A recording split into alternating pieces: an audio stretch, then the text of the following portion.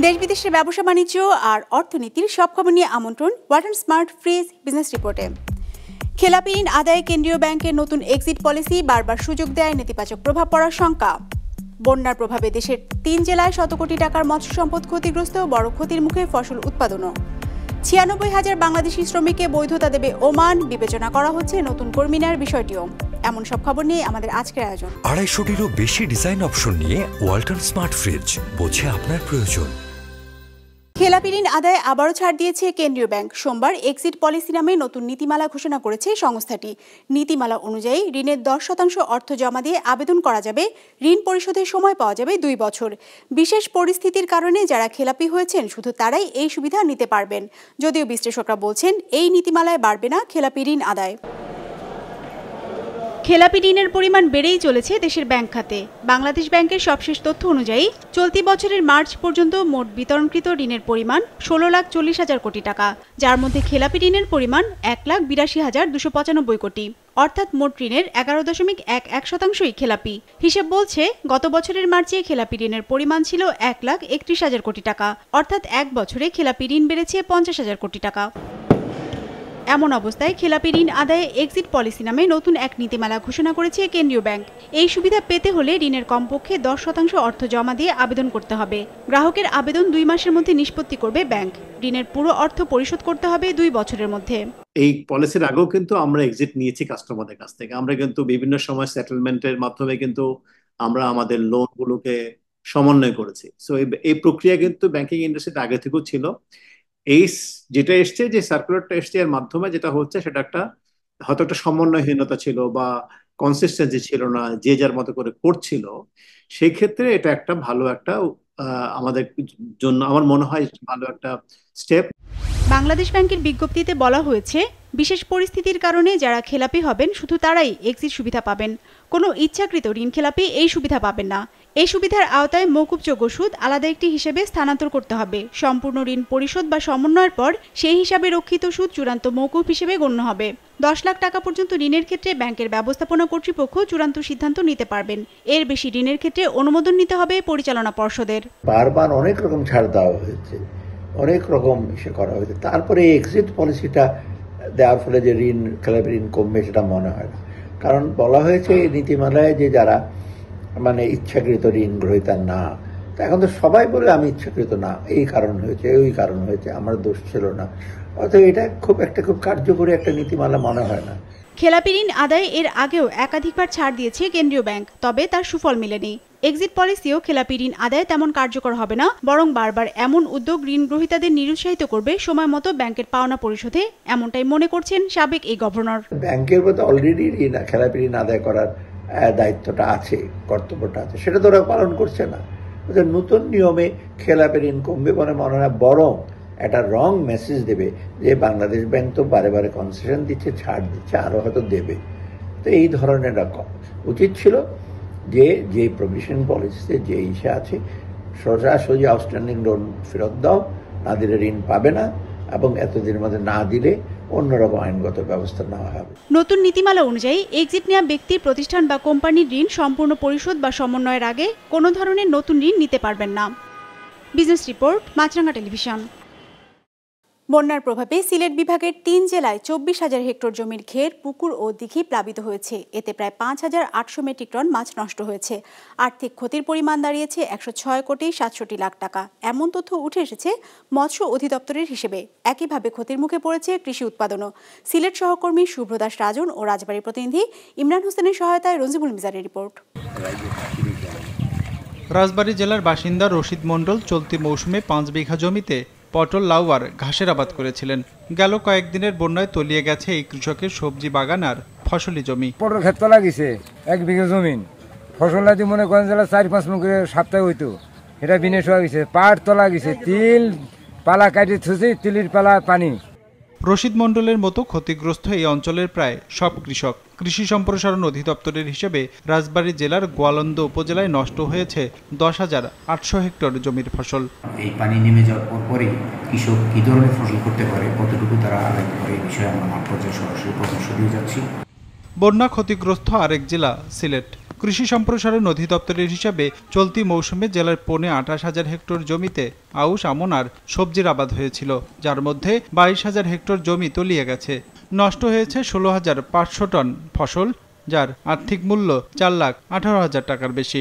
বন্যা ম্যানেজমেন্ট নিয়ে সবাই কাজ করছে, আমরা কাজ করছি, কৃষি সম্প্রসারণ অধিদপ্তর ফসল নিয়ে কাজ করছি যে কিভাবে বন্যা কবলিত হইলে এই ডুবে থাকে যখন মানে সাবমার্জ কন্ডিশনের যেন টিকতে পারে সেইরকম জাত দরকার আমাদের, এটা আমরা করছি। আর আমরা প্রচারও করছি, কৃষকদের সাহস দিচ্ছি, পরামর্শ দিচ্ছি। এরই মধ্যে 2 দফা বন্যা হয়েছে দেশে। সরকারি হিসাবে প্রথম পর্যায়ে দেশের 7 জেলায় 23,661 হেক্টর ফসলি জমি ক্ষতিগ্রস্ত হয়েছে। আর্থিক ক্ষতি হয়েছে 47 লাখ টাকার। দ্বিতীয় ধাপের চলমান বন্যায় দেশের 15 জেলায় 39,500 হেক্টর জমির ফসল আক্রান্ত হয়েছে। এই সময় ক্ষতিগ্রস্ত হয়েছে 4,30,000 কৃষক। আমাদের মাঠ পর্যায়ে সকল কর্মকর্তা কর্মচারী তাদেরকে আমরা বলছি দুর্যোগ প্রবণ এলাকায় যে সমস্ত এলাকাগুলো বন্যা হচ্ছে, বৃষ্টি হচ্ছে, তাদেরকে স্টেশনে থাকা এবং তাদের উপস্থিতি নিশ্চিত করা, এটা আমরা তাদেরকে অলরেডি চিঠি দিয়ে দিয়েছি তারা যেন থাকে।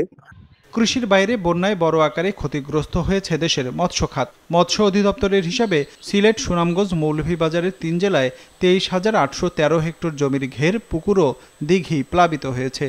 এতে প্রায় 5,800 মেট্রিক টন মাছ আর 455 মেট্রিক টন পোনা নষ্ট হয়েছে।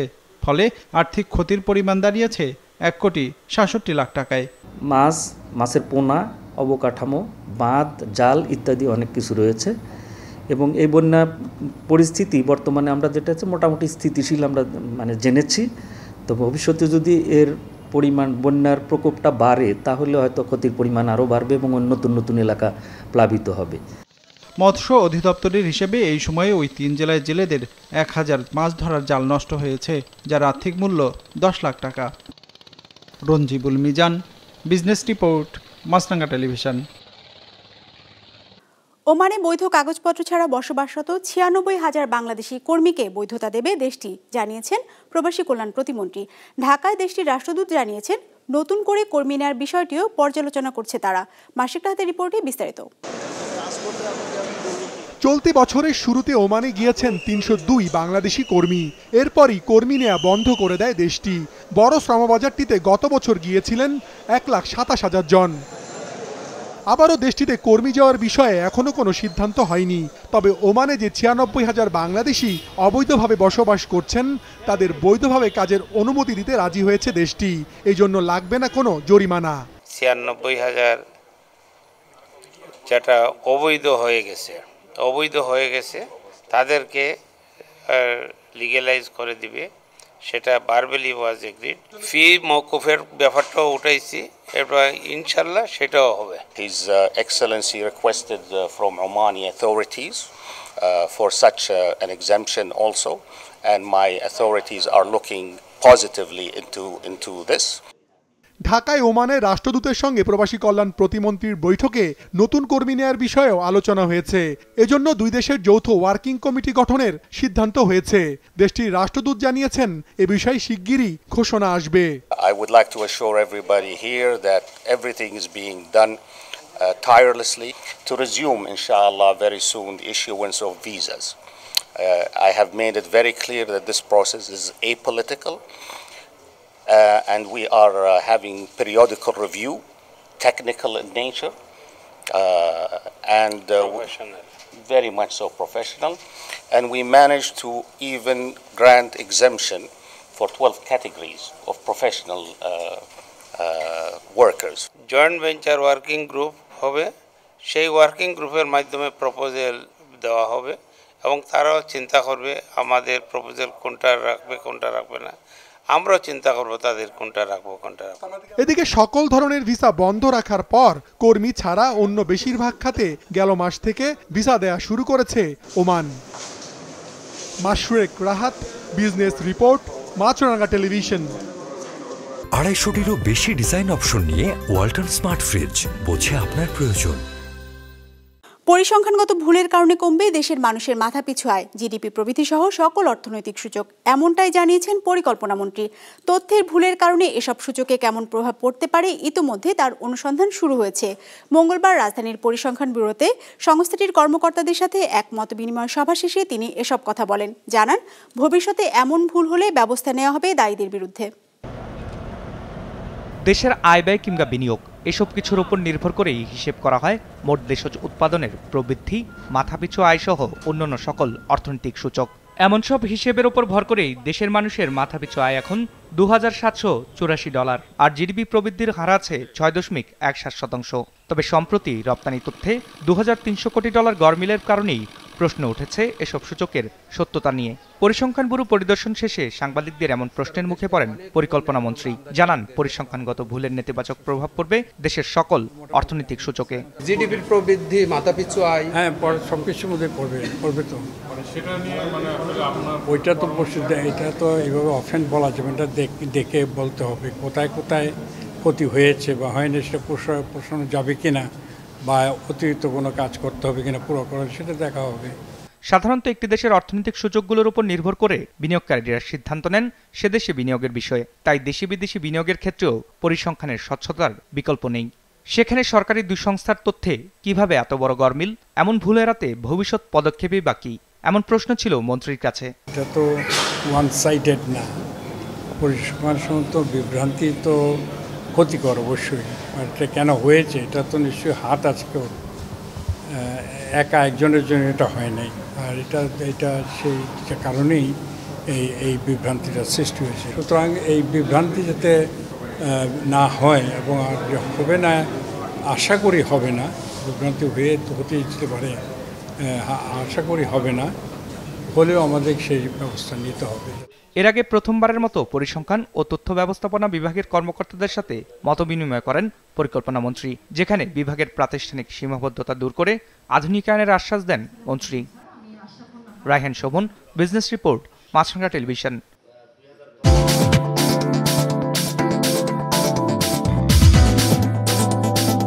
ইতিবাচক ধারায় শেষ হয়েছে ঢাকা স্টক এক্সচেঞ্জের লেনদেন। সার্বিক সূচক ডিএসসি এক্স 30 পয়েন্ট বেড়ে দাঁড়িয়েছে 5,594-তে।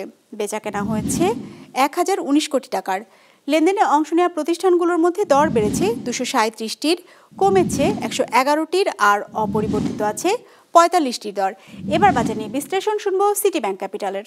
আজ দিনের শুরুতে মার্কেট ঊর্ধ্বগতি নিয়ে তার লেনদেন শুরু করলেও দিনের মধ্যভাগে এসে কিছুটা প্রফিট টেকিং প্রবণতা দেখা যায়, কিন্তু দিনের শেষ ভাগে বিনিয়োগকারীদের মধ্যে বাই প্রেশার প্রবণতা বেড়ে গিয়ে মার্কেট 30 পয়েন্ট পজিটিভ নিয়ে আজকে তার লেনদেন শেষ করে।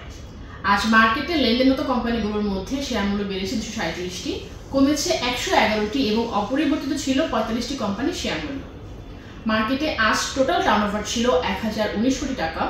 মার্কেটে গত সপ্তাহের এভারেজ টোটাল টার্নওভার ছিল 615 কোটি টাকা এবং চলতি সপ্তাহের 3 দিনের এভারেজ টার্নওভার ছিল 938 কোটি টাকার মতন। আজকে সবচেয়ে বেশি লেনদেন হয়েছে সি পার্লের, আজ এদের প্রায় 53 কোটি টাকার মতো লেনদেন হয়েছে, এবং দ্বিতীয়ত ছিল ক্যাপিটেল। ইন্ডেক্স বাড়ার জন্য আজ বেশি কন্ট্রিবিউশন রেখেছে রবি। গেইনার লিস্টে প্রথমে পাচ্ছি সালভো কেমিক্যাল এবং দ্বিতীয়ত ছিল কাকতালি টেক্সটাইল লিমিটেড। পাবনায় একসময় অভাব, অভিযোগ আর দারিদ্র্য ছিল যাদের নিত্যসঙ্গী। মাছ চাষে তারাই এখন স্বাবলম্বী। লাভ বেশি হয় মুক্ত জলাশয়ে দেশীয় প্রজাতির মাছ চাষে বদলে যাচ্ছে জেলার অনেক গ্রামীণ জনপদের মানুষের আর্থসামাজিক চিত্র। রাতুল ইসলাম সুমনের ক্যামেরায় উৎপল মির্জা রিপোর্ট। আকারে ছোট হলেও খেতে সুস্বাদু এমন প্রজাতির তেলাপিয়া মাছ আবাদে স্বাবলম্বী হয়েছেন আটঘরিয়া উপজেলার মুক্তাগাছা গ্রামের মৎস্যচাষী মুক্তার হোসেন। 40% জমি থেকে তিনি 4 মাসেই আয় করেছেন 65,000 টাকা। বছরে 40% জমি থেকে আজকে বিজ্ঞান ভিত্তিতে মাছ চাষ করলে যদি আমরা মাছ চাষ করি, তাহলে এখান থেকে প্রতি বছরে 40% জমি থেকে 2 লক্ষ টাকা লাভ করা সম্ভব মাছ চাষের মাধ্যমে। একই উপজেলার অভিরামপুর গ্রামের জাহিদুল ইসলাম চাষ করেছেন দেশীয় প্রজাতির পাবদা মাছ, যে মাছ প্রচলিত পদ্ধতিতে আবাদকৃত পাবদার চেয়ে সুস্বাদু। বাজারে ব্যাপক চাহিদা থাকায় এ মাছ বেচে ভাগ্য খুলেছে তার দেখাদেখি দেশীয় মাছ আবাদের দিকে ঝুঁকছে অন্যরাও। আমার 40% জায়গাতে আমি আশা করছি যে 1,20,000 বা 1.5 লাখ টাকার মতো একটা প্রফিট আমি এখান থেকে উঠাতে পারবো। 2000 লাইনের গুলশা মাছ আমি ছাড়ছিলাম এই পুকুরে। আপনার টোটাল খরচ হয়েছিল হচ্ছে আপনার 7 লাখ টাকা। এ যাবত আমি মোটামুটি আপনার 11 লাখ টাকার মতন এখান থেকে আমি তুলতে পারছি।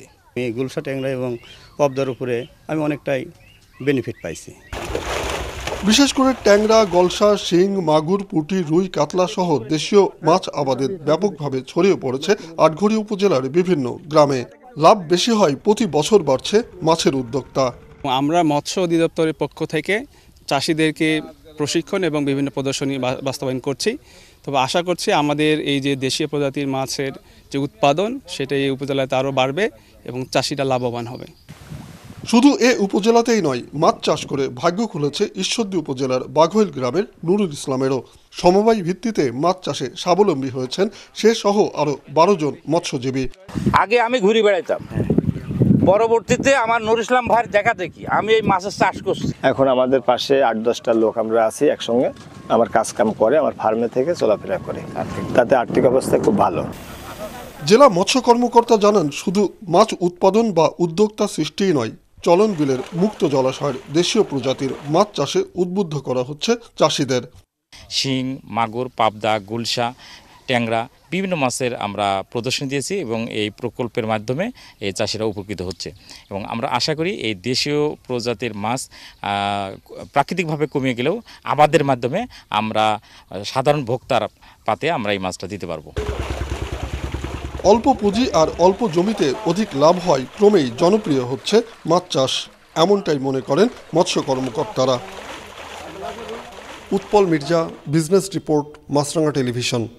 দর্শক, আমাদের যে কোনো পর্ব নিজেদের সুবিধাজনক সময় দেখতে সাবস্ক্রাইব করুন বিজনেস রিপোর্টের অফিসিয়াল ইউটিউব চ্যানেল। ফেসবুক পেজে লাইক দিয়ে আপডেট থাকুন ব্যবসা বাণিজ্যের আলোচিত সব ঘটনা সম্পর্কে। আর আপনাদের মতামত জানান কমেন্টস অথবা ইনবক্সে। আজ এটুকুই, বিদায় নিচ্ছি, ভালো থাকবেন।